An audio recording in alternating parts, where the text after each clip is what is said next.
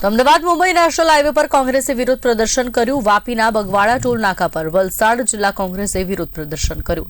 કોંગ્રેસ પ્રમુખ કિશન પટેલ, પૂર્વ પ્રમુખ દિનેશ પટેલની આગેવાનીમાં કાર્યકર્તાઓ રસ્તા પર ઉતર્યા હતા। રોડ નહીં તો ટોલ નહીંના નારા સાથે ટોલ નાકા પર ઉગ્ર વિરોધ પ્રદર્શન કરવામાં આવ્યું। કોંગ્રેસે રસ્તા પર બેસી ટોલ ઉઘરાવતા રોકવાનો પ્રયાસ કરતા મામલો ગરમાયો।